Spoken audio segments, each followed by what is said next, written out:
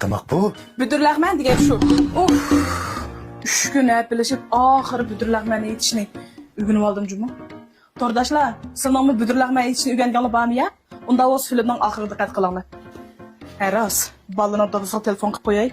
Düştü yine tamak yülüp ma isil tamakını yemmeye kalmışsın. Vay. Dadısı, düştü tamakını ödeyenler ha? Ben çok seni katli yap bakmadan tamaktan binettim. Yine tamak attın mı? Vay boldu ben bağmayıp mı? Hey, ben çok sana çıkarayla yap kıldım cuma. Kelsen kel, kendi sana eli bıka ha? Makul ben baray, hazır baray. Tamak etme dep, öyle su pulumu tölümü deyim, gazımı toktuvatsam yine neyimi tamak edeyim dep durulu kaldı bu ha? Tordaşı bunlar dep yatmalı. Bu sılının aylanın tamak itip benim aylım tamak itip durup beni cilik kılatmaz mı? Neymiş ki dedin ama? Islan açığı ne? Mor bulutu. Kağını öğü kiygende emeli ehfaldın ambilisle.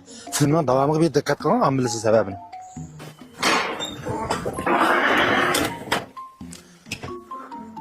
Ha ben geldim ha. Hep çıkar tamaklarından bir kürek. He, keldi alınma.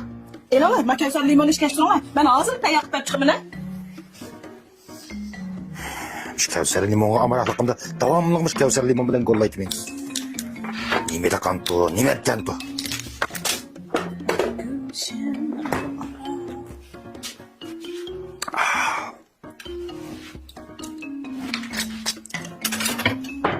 He, mana yeni tamak geldi.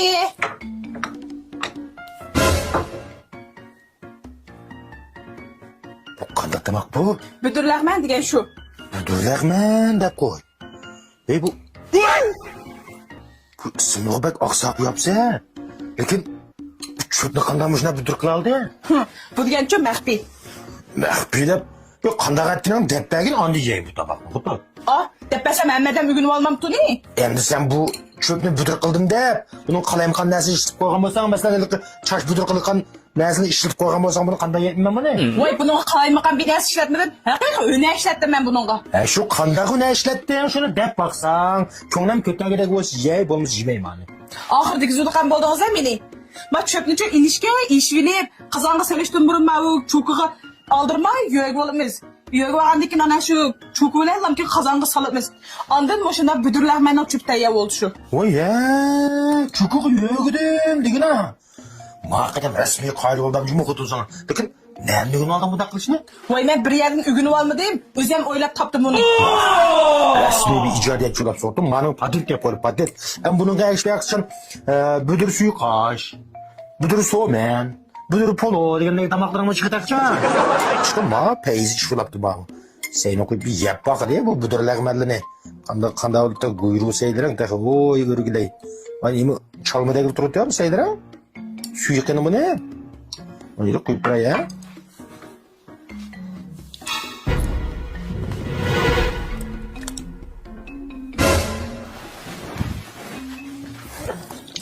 Bas senin nimi de korudum.